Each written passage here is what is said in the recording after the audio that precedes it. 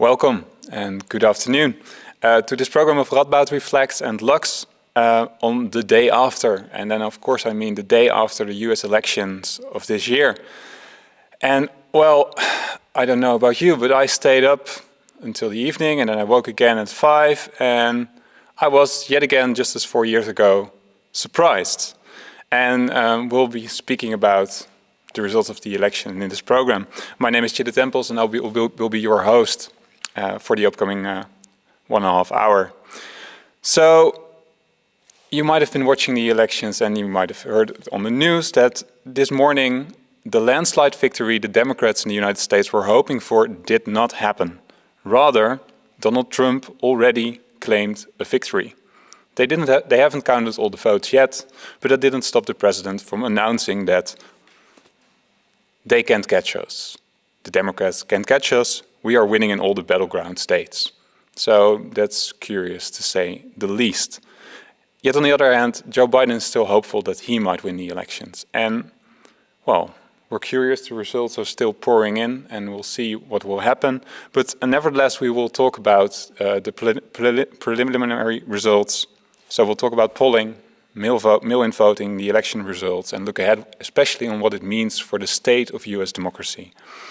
And I'll be doing that together with three scientists from Radboud University, who I will introduce to you in just a bit.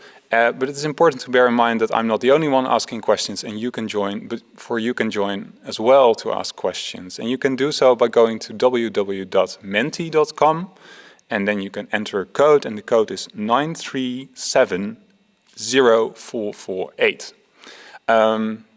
So at the end of the program, I will ask several questions, and maybe during the program, when some of them come in, I will post them as well. But so you can know that you can join in the conversation. So we'll be joined with three researchers today, and the first one is Jorrit van den Berk. He's an American Studies scholar at Radboud University, and he specializes in American politics and in US foreign policy. So, Jorrit, my first question to you would be, what's your first reaction when you heard the news this morning, or how early in the morning was it? It was 4 o'clock in the morning, and I wasn't planning on getting up actually. I was planning on getting up at 5:30 or thereabouts. But I was quite anxious about how the elections were going. But so when I saw the first results, well, we're just about where we would expect to be right now. That was my first reaction. We are where we expect to be. Okay, yeah. Okay. Moving on to the next one. Chris Nijhuis, you're a political scientist, also working at Radboud University. One of the most American-minded people I know, and you're working on your PhD, which also focuses on foreign policy. Were you just as surprised as Jorrit, or? Well, Jorrit just mentioned that we are right where we expected to be. Yeah. I think there were a range of outcomes, ranging from what you mentioned, the Biden landslide, to a narrow Trump victory, and we're somewhere in the middle, but closer towards the Trump end of that spectrum. So not surprised, but it could have gone a totally different way. And I would like to mention that it's still very early. Many votes are still outstanding, and there's a couple of states that are extremely close, and yeah, we're not sure where it's going to go. So if you would ask me this question in a couple of days, my answer might be totally different. Okay. Well, I'll get back to you then. And our other guest is Carolien van Ham, also a political scientist working at the political science department. She's a professor of empirical political science at Radboud University. Yeah, Carolien, same question for you. Do you see it the same way as your colleagues who are here on stage? Yes, well, to be honest, despite the opinion polls, I was expecting to wake up to a narrow Trump victory. Okay. And so this is turning out to be, I knew it was going to be a close race, but it's turning out to be a lot closer than I thought. Mm. Yeah. Okay, so maybe it's good to dive into that, because when I was looking at the polls these days, I was looking at 538, and they said, well, there is I believe yesterday there was a 90% chance of Biden winning these elections. Of course, so these are polls, but we tend to put some faith in them or put some trust in them. So how are these polls just no good? So how can we explain this sudden, or well, not sudden, but this, well, apparently very different outcome? Well, with 538, you have to study their calculations very closely because they sometimes depend on margins of 1 or 2% in key states like Pennsylvania. And 1 or 2% difference in the polling, that's within the margin of error of most polls. So in that sense, you could ask the question of why do they predict a 90% win for Biden with such close races in key states? Yeah. Chris? Yeah, so my point would be that polling is really difficult because essentially what you're trying to do is you're making an estimate of an estimate. What you're doing is you're trying to reconstruct what the electorate might look like. Who are the people that will vote this election, and that could be different from 4 years ago, 2 years ago, or 4 years from now. So that's the first decision that pollers have to make, and then they have to make sure that the sample that they take from this electorate is representative for what they expect. And so basically they're making a number of assumptions and they're relying on people to answer their questions. And even in most highly rated pollsters, the response rate is only 3 or 4%. So there's 96% of people that don't even want to take part in the poll. This is to indicate how difficult the job of a pollster is. Yeah, so could it also mean that so if people are not willing to partake in the poll, that skews your outcome in a different direction then? That's one of the hypotheses. Another is that they're simply making a different calculation on what the electorate will look like as opposed to what the electorate ended up looking like. Yeah. So for instance, there could be more young people or less young people voting. There could be more people from a certain race voting. So there's a lot of different factors that go into polling, which makes it very, very interesting and very difficult. Very difficult. No. Yeah. Okay. So maybe it's also good to zoom out a bit because I'm straight diving into these polls, but maybe the proper question is what's happening. So why? Yeah. So the polls were hinting towards a Biden win. We're now might be seeing a Trump win. So what's going on? What is? We've been seeing these people on stage, but what's the clash really about? So why are people still eager to vote for Trump? Maybe. Carolien? Yeah, I still wanted to add something to the polling, not to get stuck on that point, but I think the critique on pollsters, even though it is a difficult job, is nevertheless justified because they very much undersample Trump voters. And the key thing is also that polls have a mobilizing effect. So if a couple of days before the election you start saying that Biden is almost certain to win, that has a really strong mobilizing effect on Trump voters. So you're influencing the elections in a way, which is why I think, looking critically at the role of pollsters as well in these elections is justified.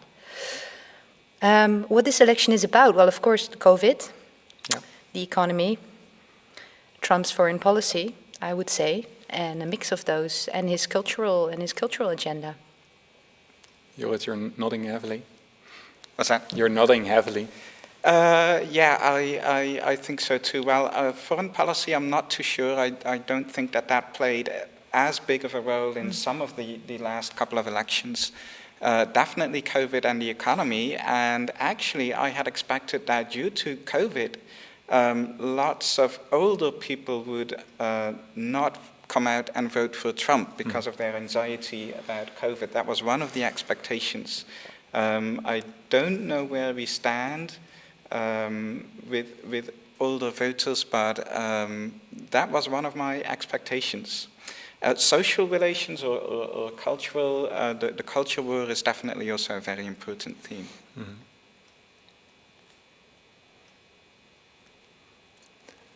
So would it then indeed be the case, because that's one of the things I heard on the news, that despite the COVID epidemic, there are Republican voters or Republican base that is nevertheless happy or at least content with the way Donald Trump has boosted the economy or has claimed to boost the economy?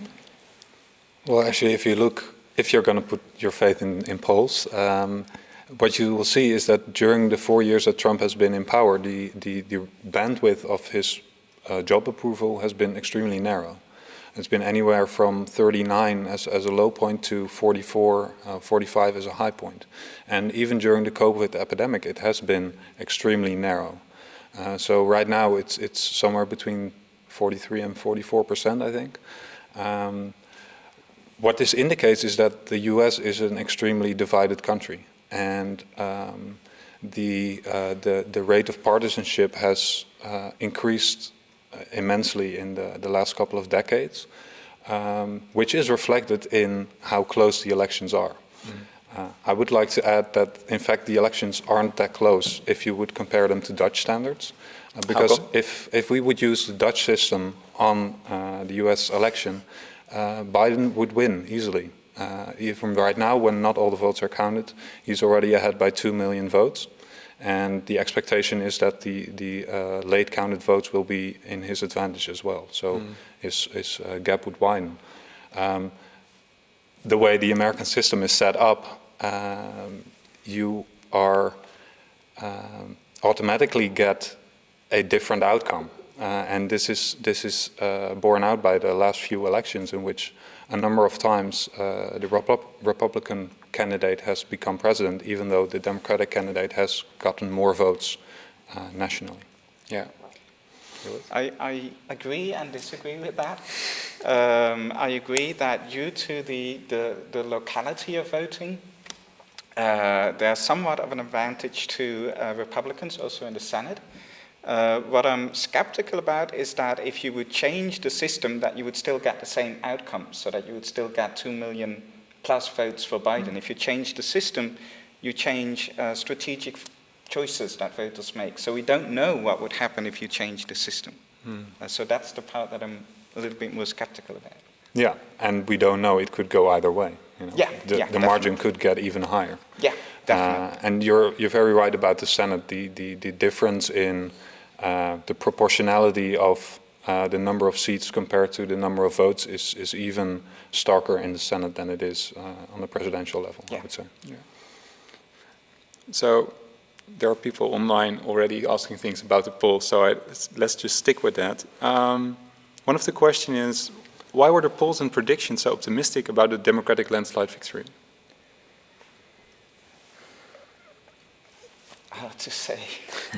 I wasn't that optimistic about it. I do think that, for example, about taxes, people have been saying for so long Texas is on the verge of becoming blue, and it becomes kind of an expectation that in this election, yes, it will go blue. But people have been saying that for, I don't know, since the beginning of the 21st century. So I guess that the polls then fit expectations that people have, but that are not quite borne out, or processes maybe that evolve more slowly than we would expect. And could it also, that would be a follow-up question from the audience, could it also be the case that people do not dare to admit when they are contacted by a pollster saying, well, yeah, I'm going to vote for Donald Trump? Yeah, I don't believe in that, because many people voted for Trump. He's been the president for 4 years. We've all seen the images of how extremely vocal and present his supporters are. So I don't believe in that hypothesis. What I do believe is what Carolien mentioned, is that somehow pollsters don't reach these voters. What I think they got right is the extreme enthusiasm on the Democratic side. They managed to get a lot of their voters out. Many people voted for Biden more than did for Clinton, but somehow they didn't fully appreciate the increase in turnout for Trump. Okay. Yeah. Well, they did say this year that the polling had been improved to reflect, to improve the bias that existed 4 years ago. Will take some time to figure out what has gone wrong, if it has gone wrong. We don't know yet, right? Yeah. If it has gone wrong. Yeah, it's possible that in some states the margins will narrow and the polls might not be as wrong as they may appear now. What's also good to mention is that the polling error is different in different states. Yeah. So it looks quite clear that Florida has a quite large polling error this year. But for instance, in North Carolina or Georgia, the polling error isn't that large, even though they're neighboring states. So that's something of a puzzle, and we'll have to take some time to figure that out. Yeah. Yeah. So moving on. Well, we discussed the economy. We also touched upon the corona epidemic. And this naturally has had a big impact on how people voted. Not in the sense that, like, how they physically voted, whether they were able to vote in person or whether they would vote by mail, or I always struggle with the difference between mail-in voting and absentee voting. Maybe someone can explain that to me. Oh. It depends on the state. And depends on the state, rules, right. So it's okay. Not that... Well, let's just focus on mail-in voting then. So, and Trump in his speech this afternoon stressed again that they were already preparing for this big party, and then all the voting suddenly stopped. Results didn't come in anymore. And it was, of course, or he hinted that this could be fraud. So, Carolien, you've been researching election fraud for a longer time now. How plausible is this? Or maybe even the bigger question might be, where does the US have a history of voting fraud, or maybe not so? Where does the country stand as such? Well, the US has a history of voting fraud, but all established democracies have a history of voting fraud. If you go back long enough, then we all started off with buying votes with bread and beer. So the US is no different there. But I have to say, I never expected to have to study the US in terms of election integrity, because my field of expertise is African democracies, Latin American democracies, newer democracies that just started holding elections. So there was this recent research, comparative research on election integrity in US elections, done by the Election Integrity Project based at Harvard University and Sydney University. And the US really scores the lowest of all established democracies, that is, Western democracies, in terms of election integrity. So issues with election integrity and allegations of fraud are definitely not new. I mean, the past 20 years, we've seen a lot of American scholars as well do research on the problems with election integrity. So I can mention a few of the biggest ones, the more longer-standing ones, and then we can have a look at the postal balloting, which was a specific issue in this election. Yeah. So long-standing issues in the US are, of course, gerrymandering, the fact that, the district lines are determined often by partisan commissions, so you can draw them in a way that benefits you as a party. Campaign finance is a huge issue in the US, where we all know this, of course. These are the most expensive elections in the world, and who pays for them also has influence in the policy process. So this is definitely very problematic. But relatively less researched, I would say, they are definitely researched, but not as well known, issues with election integrity are about the fact that every state has their own electoral management organization. And the state in the US is not the modern state as we see it in the Netherlands. It's not as well organized as elections are run in the Netherlands. So you can have huge differences in terms of counting efficiency, polling station setup, how many polling stations are available, and this hugely affects the voting process. So one aspect I think that's most important in this election, and that brings us to the postal ballot, is the voting wars. They're called the voting wars between Republicans and Democrats in the past 10 years. There's been a lot of litigation at the state level where Democrat states have tried to expand the electorate, basically, right, by making voting easier, so by introducing things like early registration, same-day registration, early voting, and this generally benefits Democrat voters. And on the other side, there's Republicans who have argued, no, this increases voter fraud, as they call it. This puts a lot of immigrants on the rolls, people that are not eligible to vote, and thereby, of course, the Democrats rig the election. So this story of fraud has been there for a very long time. Kind of curious in a way that if you're saying, okay, I want to expand the electorate, but enabling more people to vote, it seems counterintuitive that if all politicians, both on the left and the right side of the aisle, would embrace the idea of democracy. So how can you be against enabling more people to vote? So what's their argument? Yeah. Well, their argument is that mostly these are immigrants that don't have yet achieved American citizenship, and therefore they don't have the right to vote. Okay. But of course, the real reason is that most of these votes would go to Democrats.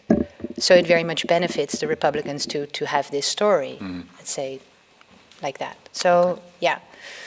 So you can see also in a couple of states that are Republican that these possibilities for early voting have been limited, that they've made concerted, like specific efforts to limit the electoral roll. So I can give you an example of Florida, where after a long legal battle, finally ex-felons, so people who went to prison, were allowed to vote again once they came out.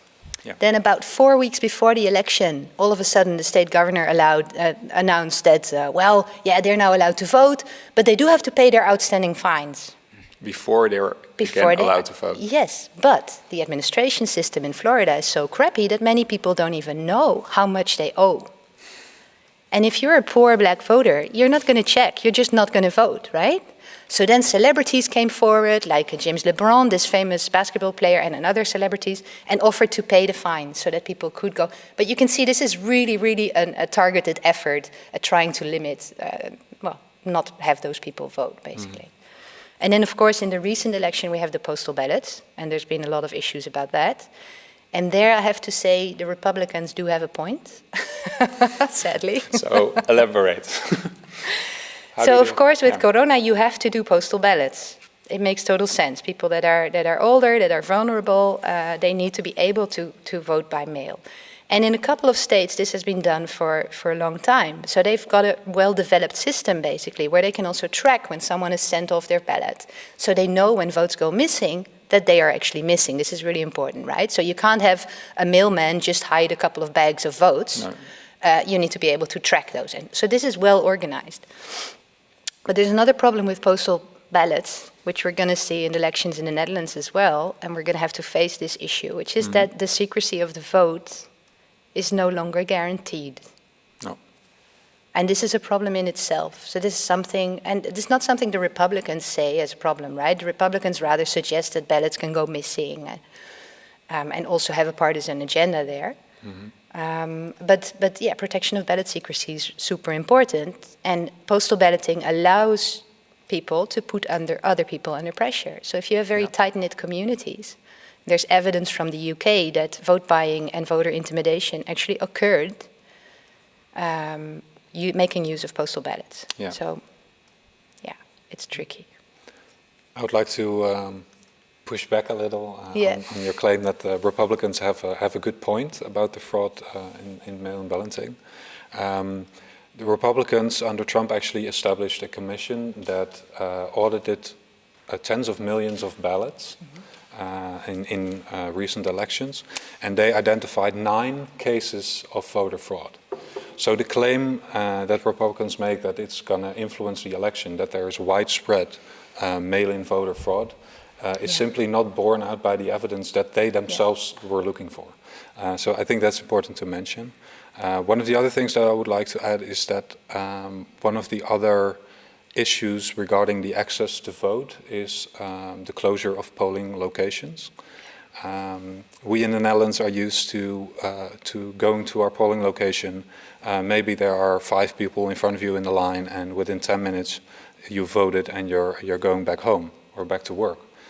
In the US there are many instances where people have to wait 3 hours, 6 hours, 9 hours in line to vote. And where are these lines the longest? These lines are the longest in urban areas, in large city centers where minority voters live. This is not a coincidence. And it has an influence on suppressing the vote. If you know that it's going to be hard for you to vote, if you know that you might not be able to get off work to vote, or that if you get off work you don't have enough income, if it's just half an hour you can manage, but if it's hours and hours, you're going to think twice about it. So I think that's an important issue to mention. And yeah. Can I just quickly add to, so Chris, you're absolutely right. And these, you know, in Georgia, the canceling of polling stations, that's definitely going to shape this race. And it is already a really close race. So this is really important. But just to add on your point regarding the Republicans, I agree. There's very little evidence for the type of fraud that the Republicans identified. So their stories about fraud are not correct. But there is another problem with postal balloting that they haven't picked up on. And they won't, but so that's why I'm right. The vote secrecy, which is an issue, and we're going to have to deal with that as well. In the, yeah. Yeah. So, one of the questions from the audience is, and this connects back to the point you were making, Carolien, that in the spring of 2021 we have to deal with this ourselves. Do you think that the Dutch media write off the possibility of election fraud, particularly mail-in voting? Because it's one of Trump's favorite talking points? That I don't know, because you'd have to be able to look into the minds of journalists and how they make decisions on how they write their pieces, right? Yeah. And I would say in the Dutch case, so we can have a separate discussion on that, but in the Dutch case, under certain circumstances, it is justified to take a bit more risk with your procedures in order to let the election go ahead. And this is precisely one of those cases, right? So I'm just saying there is a problem with vote secrecy, but given that we have COVID, you might be willing to make that trade-off. We still need to do it. Yeah. Okay. Yeah. One of the other things, so we talked about mail-in voting. One of the people who are already always voting per mail are people living abroad. And we have one person here, Laura Esseling. She's a political science and law student. And she's allowed to vote in the US, and I think she did. She'll be joining us now to tell us a bit more about that. Hey Laura. Hi. Nice that you are willing to join. So, tell us a little bit more about yourself, maybe, because you are a U.S. citizen, and you're allowed to vote. Yeah. So, well, I'm American, but I'm also Dutch. My parents are Dutch, and my parents went to the States because my dad had a job there in Silicon Valley, because he works in IT. And then I was born there, and. When you are born in the States, you often get an automatic citizenship. So that's why I'm American. I haven't lived there for very long, about 3 years, and then we went back to the Netherlands, but I can still vote, so. And you still do. And I still do, yeah. So, and how does this voting work? Is it hard? Super hard. In comparison with the Dutch voting, yeah.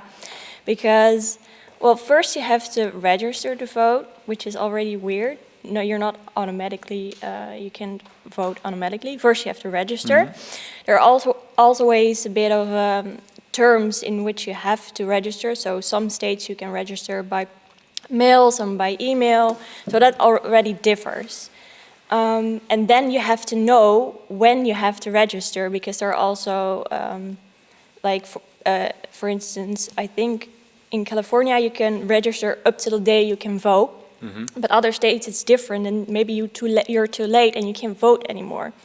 So first you have to do that, and because I'm voting abroad, which is also a bit difficult.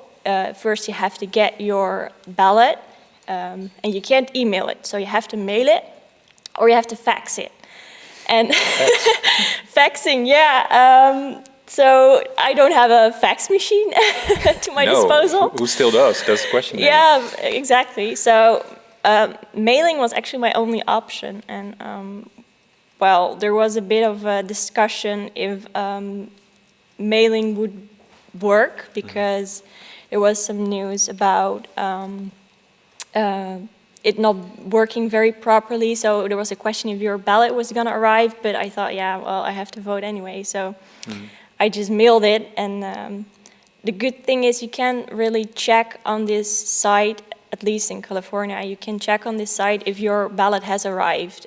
And if it has not arrived, you can question the office in the district that you vote, if you can have another ballot or something else could be arranged. So that's good, but it is not easy. It's way easier to vote here in the Netherlands. And so I'm curious, so you're allowed to vote, but you're not living there, haven't been living there for a long time. So maybe the question is, why do you still vote, and are there certain, and if so, are there certain topics that you think like, well, I have to give my opinion, or I have to vote on that? Well, I still feel American, even though I'm more Dutch than I still feel American, so I still feel a bit responsible. And well, if I can make a change, I will try to do it. And especially as a law student, I think it's a very big responsibility on you to vote. So that's why I feel big responsibility to vote. But well, especially in the state where I'm from, California, my vote, it doesn't really mean that much. How come? It's a very blue state. I'm also a registered Democrat, so my vote doesn't really matter that much, or at least they make it feels like it doesn't really matter that much. So that does make it less. You get less incentive to vote that way. But yeah. But you've done it nonetheless. Yeah, I did it nonetheless. Yeah. And are there particular, because you're allowed to vote for the presidential elections, are you allowed to vote on every level? Yeah, I think so. I voted, well, first time I voted was in 2016 for the presidential, and then again for, I think, something else. And well, in the presidential election, you always have like the primary and then national. So first you have to vote for the primary and then national. So yeah, on every level. And when you vote, you don't only vote for like the president, you also vote for certain boards, Board of Education, for instance. And there are also a couple of propositions, they're called. Well, they just say they want to do something. For instance, they want to give 5 million to research on, I don't know, cancer or something, and you have to vote on that. So it's not just voting on people, it's also voting on propositions. And so, yeah. So to that extent, I mean, we're sometimes critical of the US electoral system when we talk about the first past the post system, but to me it seems what you're now describing seems fairly democratic. I mean, if you can cast your vote on so many levels, that's more than we're allowed to do here, I think. Yeah, that's true, in some sense, yeah. That is true in some sense, and I mean, there's no perfect democracy, right? Doesn't mean that we have to accept all the faults that a single democracy has, but the Dutch system has its faults too.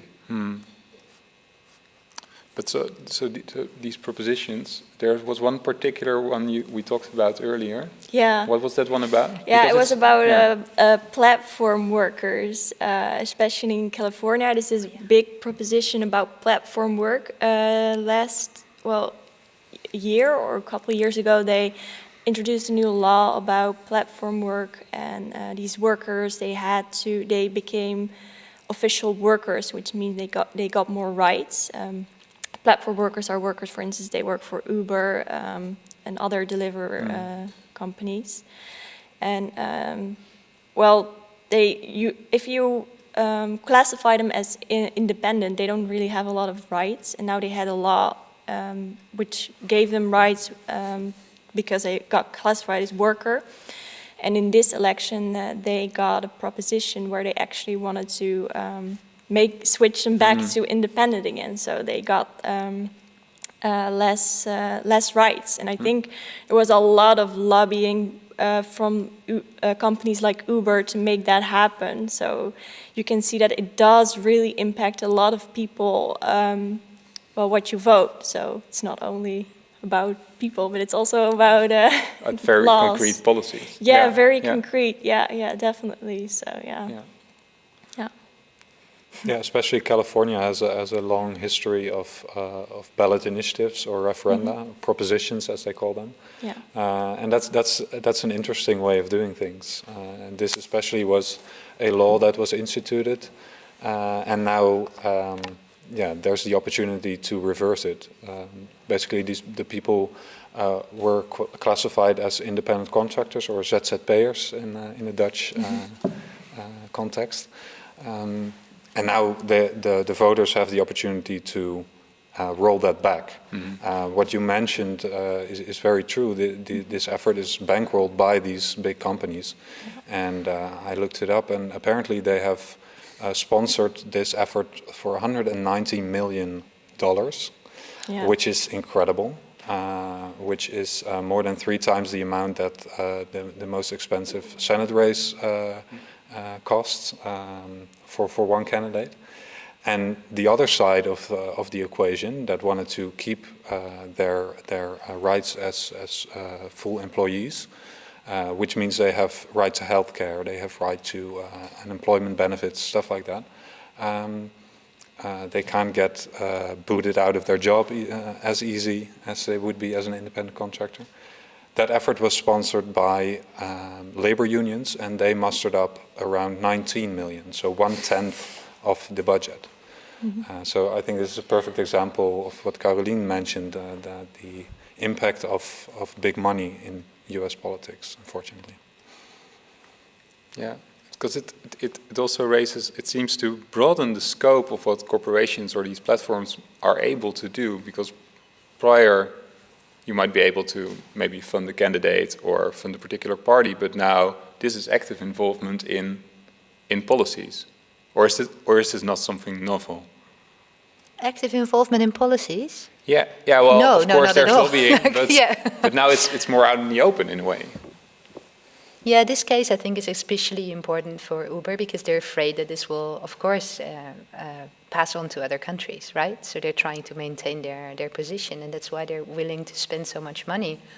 But I just think this is one where you see it clearly, but that level of policy influence is in every decision that Congress makes, basically. Okay. Right? It's not a new turning point in how firms operate in politics then. Okay. Let's see. There are a couple of questions coming in.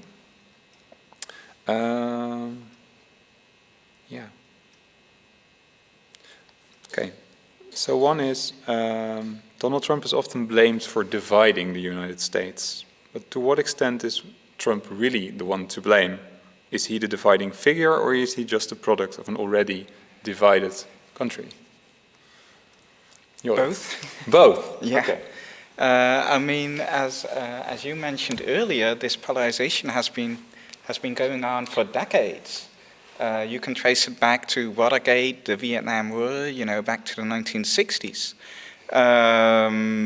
And, well, Trump has been very successful at making it worse. But so he's both a product of this culture and this way of doing politics and a catalyzer of polarization. Yeah, definitely. I mean, Trump actively fans the flames. He throws oil on the fire, or many different ways of saying that. But I think you're very, very correct. And I would like to add that in some sense, the system itself fosters this division. If there's only one winner and one loser, and it's winner take all, in the 2016 elections, the electoral votes of 3 states were decided by only 70,000 votes in a country of 300 million people. This means that the the outcome is very black and white. It's either red or blue. So this means that the camps will automatically become more polarized. Yes. And you actually see this in American discourse, that a lot of it is about winning or losing and not so much about the actual policies that the candidates do have. Yeah.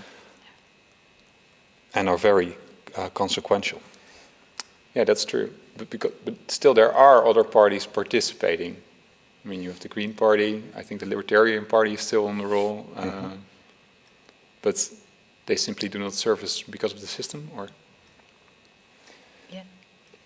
Yeah, I mean, because of this system, it doesn't make sense to participate as a small country, as a small party, unless you expect that on the very, very, very long term, you might become one of the dominant parties, or one of the dominant parties adopts you and your points, your platform.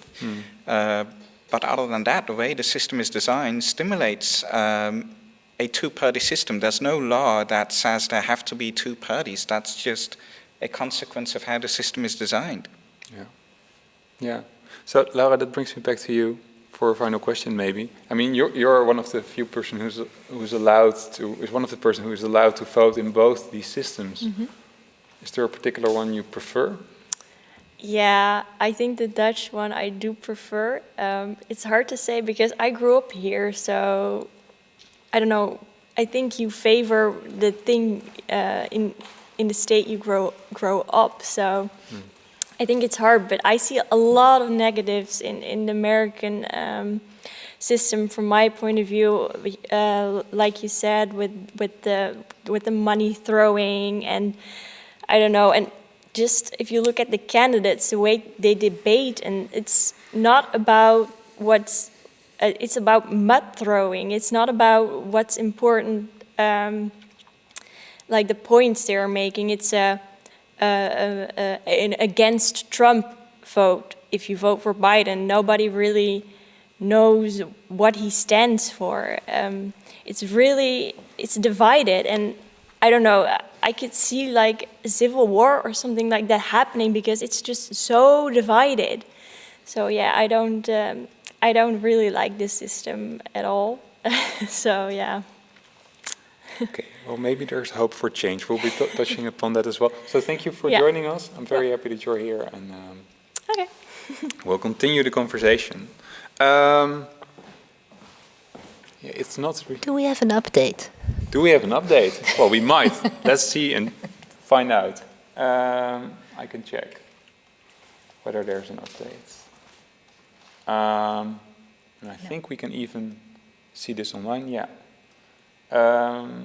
Well, no, or at least not that much has changed. Biden is still on 227, and Trump on 213, so no, there's not that much of a change, I'm afraid. We can look at the remaining battleground states, if you want. Is there a particular one we should look into? I think right. No, go ahead. Oh, right now, at this particular moment, I would say Wisconsin, but... I was going to say the same thing, yeah. Same thing, okay. The other one that's extremely interesting is Georgia, but I think they're only going to start counting again tomorrow. Whereas in Wisconsin, they're going to count through the night, I believe. Yeah.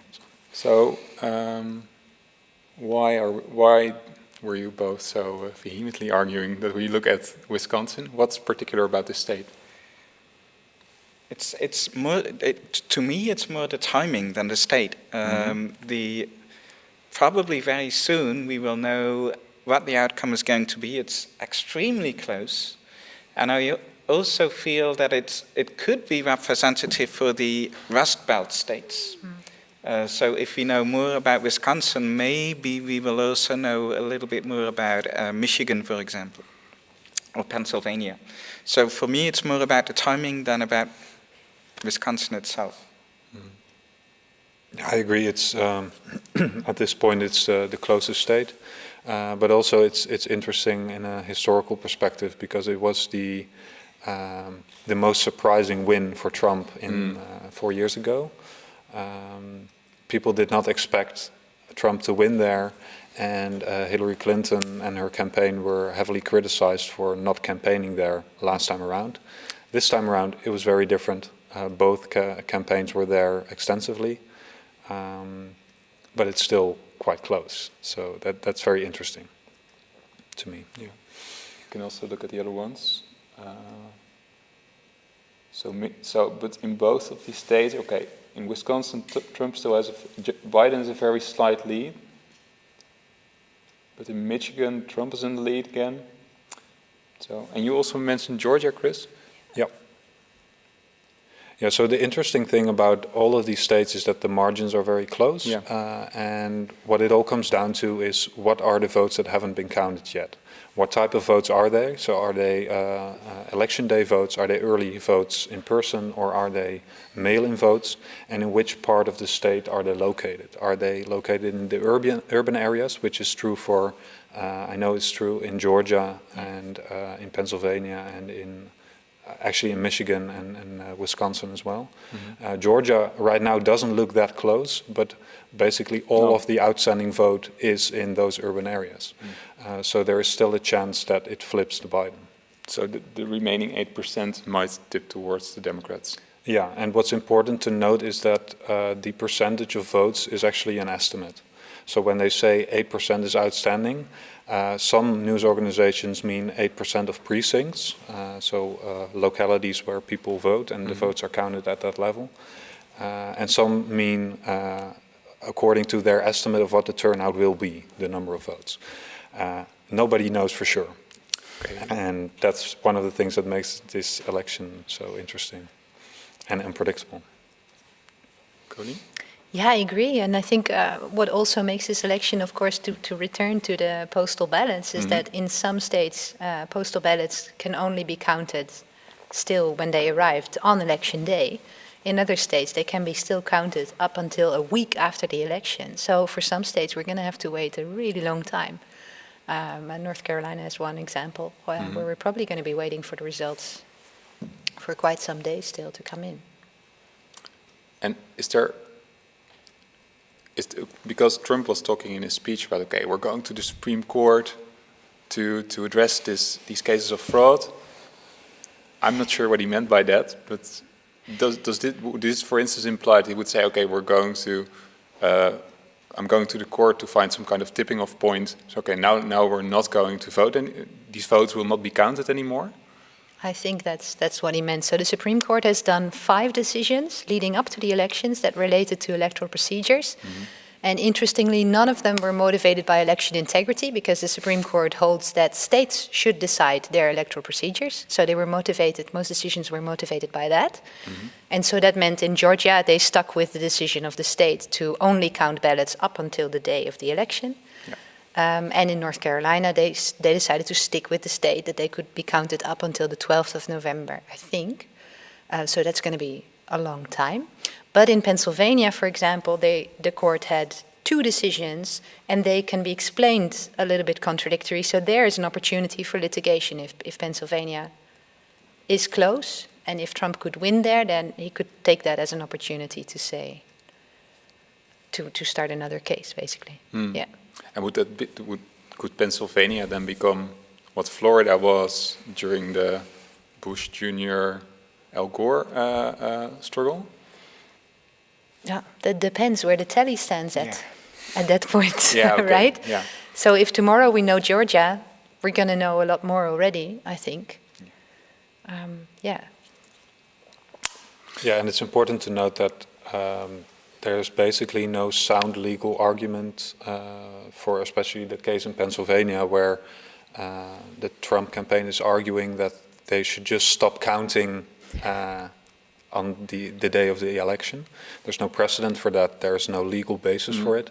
But the fact that they are trying is motivated by the fact that at this point, the Republicans have a 6-3 advantage on the Supreme Court.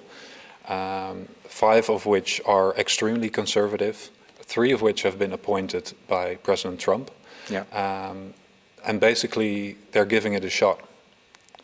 And I'm not at all confident that the Supreme Court is gonna rule solely on the basis of electoral integrity, but there will be a partisan... No, they're not concerned by that. That was Exactly. my point, yeah. Yeah. Yeah. And the claim of states' rights, I'm not 100% confident that that will hold up if it's in the interest of the Republican Party to rule the other way. Yeah. And it's sad to say, but this is a result of the polarization of the courts in the U.S. So there are lifetime appointments. Appointments are made by the president, and they have to be affirmed by the Senate. Yeah. As we discussed earlier, the Republicans have a structural advantage in the Senate, the way things stand now. And during the term of President Obama, the Republicans under leader Mitch McConnell held open a lot of court appointments, among which a Supreme Court seat. And during the presidency of Trump, they've made it their #1 priority to fill these seats. Yeah. Yeah, and this is actually a long-term project of the Republican Party and the conservative movement to appoint as many young, extremely conservative judges on all levels of the federal bench, and also in the states. Yeah. So there was actually a question on that, and I think you've already answered it, because the question was, okay, is there a chance the Supreme Court will rule in favor of Trump? Bearing in mind what you just said, yes or no? Yes. Okay. There's a chance, right? It's not A chance. It's not a done deal. No, no. For those people at home, bear in mind that you can also ask questions. There are a couple of them coming in, but for those of you who forgot the Mentimeter code, you can go to www.menti.com, and the code is 9370448. So we'll see what comes in. Oh yeah, so we talked about the court, we talked about voting. One of the questions that's coming in has to do with, again, the state of US democracy. And it concerns the Electoral College. And the question is, isn't the Electoral College still a very outdated and undemocratic way of electing presidents? And how come it still exists? So, Jorrit, could you say something? How did we get with this Electoral College? How did it get there in the first place? An important principle in the United States that we don't have in the Netherlands is that all voting is local, and so that politicians should have a bond with a locality, and so voting for president isn't national either. It's also based in the states. Why does it continue to exist? There's a couple of reasons for that. Number one, it's in the Constitution. You'd have to change the Constitution. You need a 2/3 majority in Congress and 3/4 majority in the states for that. And they can't. Many times they can't even agree on a budget, right? Which is a simple majority. So there's a super high obstacle to changing it. Plus, I also think that, you know, the party that recently won using the electoral system is also the party that has, at that point in time, the most to gain from that system and plays the system best, so they have no interest in changing it. I think that those are the factors. Yeah, and actually, if you look at the history of the US, it's all in the name. The United States of America. It's not the United People of America.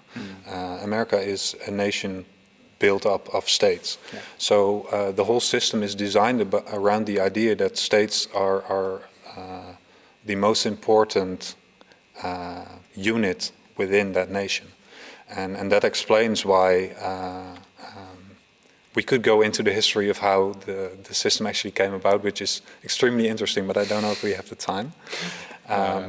Basically, the current Senate system is a compromise that came about during the time of slavery, and it was basically a deal.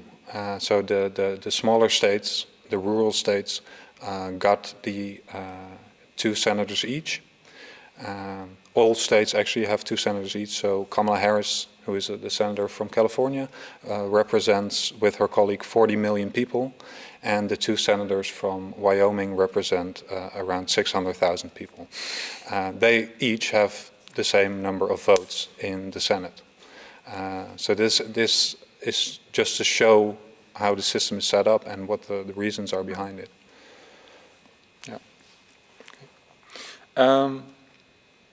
There are so many things we can still talk about, but one of the things I think we should talk about is the following. Trump already announced that he has won the elections. So what do you think would another 4 years of Donald Trump look like? And especially the question then would be, how would this impact the state of American democracy? Yeah. We could talk for an hour about that, I think. So what is interesting, if you're a comparative political scientist who studies authoritarian regimes, say Russia under Putin or African regimes, is to all of a sudden see a president who actually uses those techniques in the US. And this is not an overstatement. So usually for when you're observing African elections, a president who flags before the election that the election is going to be rigged, that if he doesn't win, the election is certainly rigged, that if he doesn't win, he will not accept defeat, and who even incites violence in case of defeat and sort of actively stimulates supporters also to go out and intimidate voters before election day and condones violence. Those are all things that dictators would do. So this is not an overstatement. This is just observing the facts. So already we've seen in the past 4 years what an impact that has, given of course, this is America we're talking about. So it has an enormous impact in the rest of the world, where leaders are seeing this and are thinking, wow, but if the United States can get away with it, I can also do this. So it definitely has an impact on democratic erosion in other places in the world.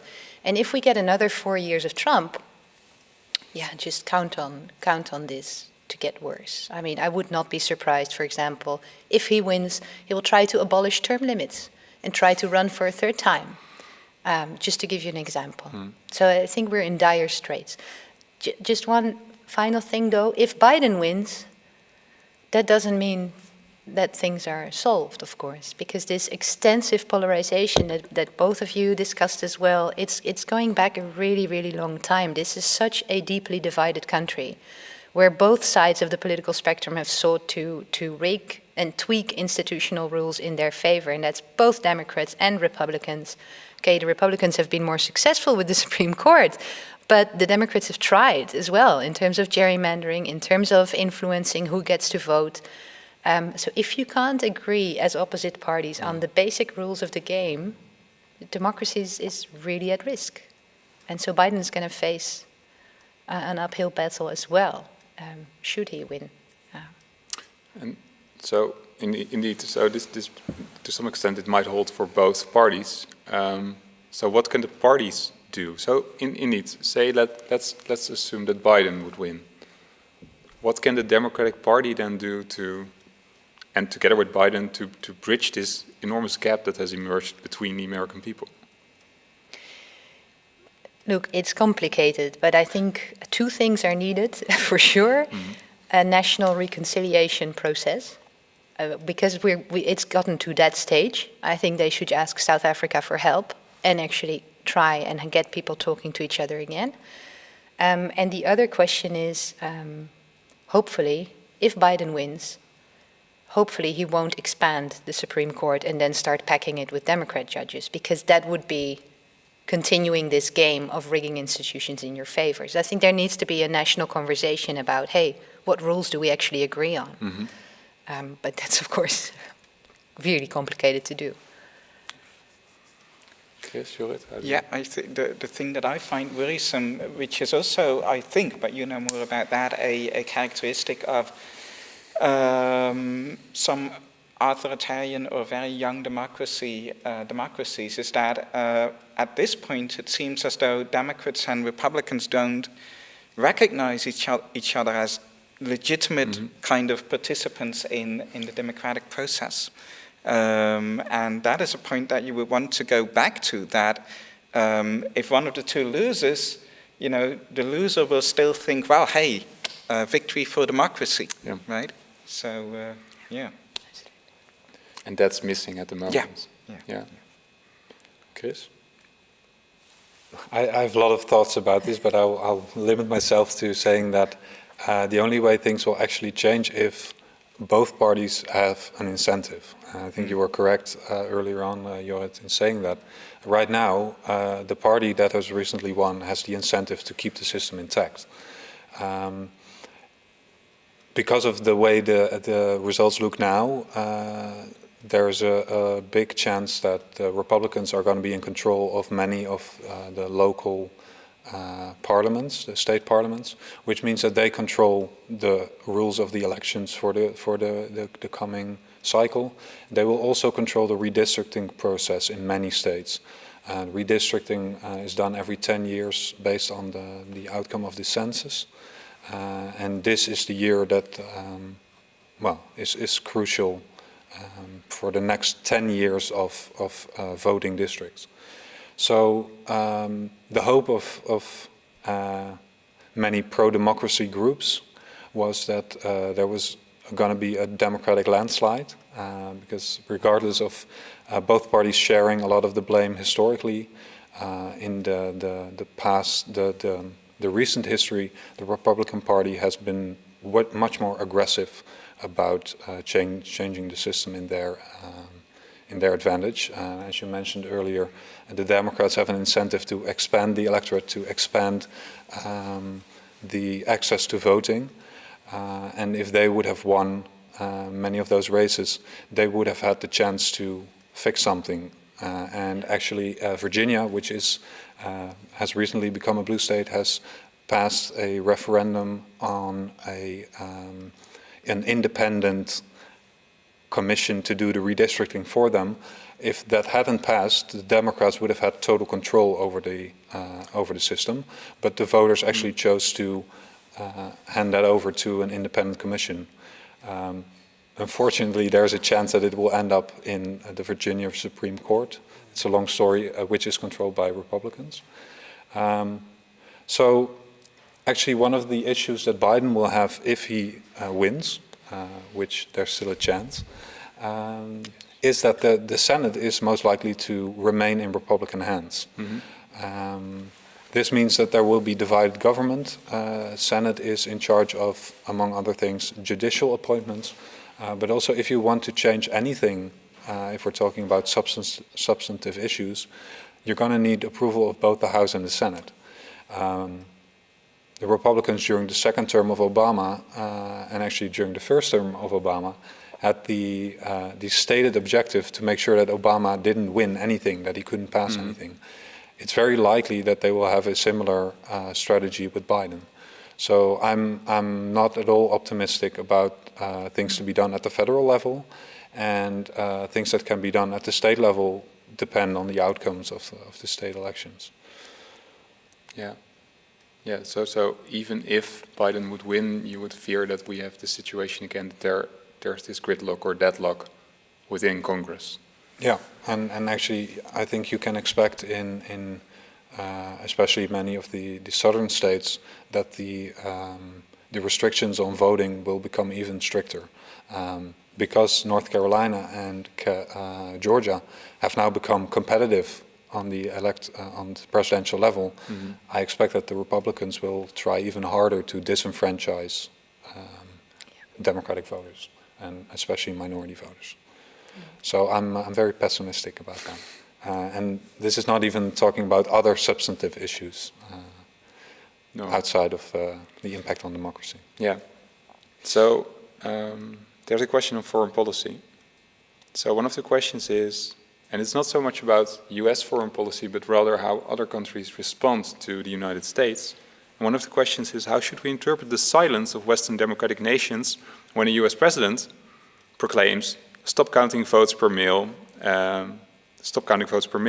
And the question is then, is this undermining democratic institutions? So these are two questions, but I would be interested to know the first part. So how will other nations respond? Should other nations respond to this? Well, that's a huge question that might go to a philosopher, I think. Yeah, that's the philosopher asking the question, maybe. I think that the President of the United States represents the United States, but is not the same thing, right? I mean, ultimately, an alliance between democracies is an alliance between people. But still, I think that that Europe should be concerned about the direction that U.S. foreign policy is taken, but not only because of this issue. Yeah, so many European countries have a history of reminding other countries of their democratic duty and their democratic institutions. Recent examples include Belarus or Tanzania. Actually, the US State Department has criticized Tanzania, the Tanzanian president, for basically saying the same things that Donald Trump is saying right now. You can have different standards. Irony is dead, some people would say. But then there's also a kind of norm that you do not interfere with other countries' elections, which many democratic nations espouse. And then again, the United States is an important ally, is a very powerful country, and that matters as well for the type of steps that other countries will take towards them. So I don't know about you, Jorrit, but I'm not surprised that European nations have not spoken up. Also, just to add, I think also because the results are not there yet. No. And also there is an electoral observation mission from the OSCE there. So if they are smart, they will wait for the results of that mission and the report of that mission before reacting, basically. Yeah. So that's one of the questions that touches upon this. This person raised the question, do you think that in the case of a Biden win, let's keep that in our mind as well, the longer wait for results will legitimize any claim by Trump of election fraud and or fuel subsequent challenge to the official results? So the longer we wait, the more likely Trump will lash out or respond. I agree. Yeah. Personally. Yeah, no, I agree, and that's of course perfect strategy the longer the insecurity lasts, the more chances there are that armed people will go to the streets, and then that will further legitimize Trump to say, well, now the courts really have to make a decision and step in because look what's happening. Even though he probably just stimulated that violence to begin with, but yeah, more uncertainty is definitely in Trump's favor. Yeah, it will make it more likely, but not more true. Right. Yeah. No. Yeah. Yeah. Oh, yeah. So I can tie together these two questions. So there's one question. It said, well, Trump might not be acting in a very democratic way, but in a broad sense of the word, it looks like he's attracting people to go out to vote, and people are actively doing that. So, and if they are voting according to their own interest, isn't that very democratic? I missed the first part of the question. The first part of the question was that Trump might not be acting very democratic, but he is succeeding in mobilizing people to vote. And if these people are voting to their own interests, isn't that very democratic? I would just respond to that by saying that democracy can be abolished by people voting for autocracy. And we've seen that happen in a historical case. I don't think I have to illustrate which one. And in more recent cases like Mexico, that has been happening as well. So merely the fact that people are getting out to vote for their own interests doesn't make these elections democratic? No, absolutely not. And so people can vote Look, I think pro-Trump supporters have a lot of other things to worry about. And so democracy is not very high on their agenda. And of course, in line with the polarization that we discussed before, as long as you're on the winning side and you don't consider the other side to even be a legitimate opponent, why would you care? because you don't even consider them to, they shouldn't even have a voice in a way. So I don't think it's just that they're very worried about democracy. We don't know yet, by the way, why people voted the way that they did in this election. I mean, after we analyzed the last election, it turned out that many people were concerned about the vacancy in the Supreme Court more than about Trump. So, I mean, we don't exactly know yet what people had in mind as they voted this year. Yeah, people are complex, and there are many reasons to vote for either party. I think that's true in every country. And obviously it's a good thing that many people are voting, but I agree with Carolien that the outcome will not necessarily be positive for democracy in the long run. There's one final thing one of the final things I want to draw upon is the parties. So let's say that Joe Biden wins the elections. Okay, I'm going to rephrase this. More in general, what do these outcomes imply for the Republican Party? I mean, what's still left of the grand old party, given that there has also been a lot of opposition from within the Republican Party targeting Trump. So how should they deal with these results? How do you expect them to? I think that 8 years ago now, the Republican Party did a major internal investigation. It was called the Autopsy Report, because it was after a major loss in midterm elections, right? No, presidential elections.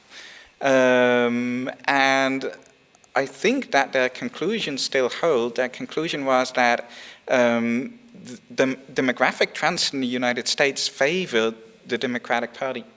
The nation is becoming younger, more diverse, more highly educated, and the Republican Party is becoming more white, older, and less educated. So on the long run, they're in trouble, and what they planned in 2012 was to reach out to minorities, to drop ideological rhetoric, to drop homophobic rhetoric, all of the things that Trump ultimately ended up, doing. Yeah. And I still think that in the long run, the Republican will not benefit from the Trump presidency. Yeah, go for it. Yeah. So I was going to mention the same autopsy report. Basically, if you look at the trends, the Democrats are still winning the popular vote. They're just not doing it well. So the race is has gotten closer in Texas, in Georgia, in North Carolina. But if the Democrats don't end up actually winning the state, they end up with nothing. So for the Republican Party, even with those trends in mind, they still have a very good chance of winning. And even with a global pandemic that was mismanaged by the Republican president, they have a really good chance of winning it. They are still going to hold on to the Senate, and they're going to hold on to many state houses and state Senate races. So it's working for them. They have expanded their conservative majority on the Supreme Court. There are now 3 very young conservative judges appointed by Trump, which will be there for life. So they've basically locked in a conservative majority for decades. Even if Democrats succeed in winning the House and the Senate and the presidency, Supreme Court is going to be able to roll back a lot of progressive democratic ideas. So they have actually won the battle for the long term. So I'm not optimistic again. No. I think they're going to keep doing this until Texas flips to blue, because that will make their path to victory nearly impossible. So unless and until that happens, I don't see the Republican Party changing course anytime soon. Okay. We're going to have to wrap up. And I have one final question, which is, well, we can see that the United States are more divided than ever. And Chris, you already pointed this out numerous times that you're not optimistic. But I do want to know about the other two, how they stand on this. So will either Biden or Trump be able to heal the rift that has emerged between the people in the United States? What do you think, Carolien? I think no. No. But fortunately, a democracy does not just depend on one president. It depends on the people that are involved, on the parties that are active within it. And the one positive thing that I do see in the past 4 years is increased mobilization on all sides of citizens, of MPs that care about their country and are trying to change it. And of course, the changes that need to happen in the US are a lot bigger than fixing their democracy, because we haven't even spoken about the level of inequality that neither of these presidents can fix. I agree that the problem is bigger than one president or one presidency. But democracy is also bigger than one election or than one presidency. So I'm hopeful about the future. I think that American democracy has survived a lot of crises and has shown quite some resilience throughout war, throughout all kinds of crises. So I'm optimistic. Okay. I do have one optimistic note to end on. Shoot. And that's related to your point about mobilization. There are many people that are being mobilized, not just in the partisan political frame, but also regarding issues. So the movement around civil rights, around women's rights, LGBT rights, healthcare. There are many incredible organizations that are doing a lot of work to improve the lives of people, regardless of the political situation. So that's one thing that is good to see. Okay, so still careful, optimistic note somewhere there. Okay, we're going to have to leave it at that. So I thank you all for being here. I want to thank Laura sitting over there, Carolien, Chris, Jorrit. Thank you very much for being here and shedding a light on these preliminary election results. We will see how things will pan out, and I think it needed a hopeful message that democracy is bigger than just one election. For you people at home, thank you very much for watching. Our next live stream is next Monday, on November 9th, with philosopher Simon Guzman on the meaning of life in the series Rick and Morty. I thank you for watching, and I wish you all a very good afternoon, and see you next time at Radboud Reflects.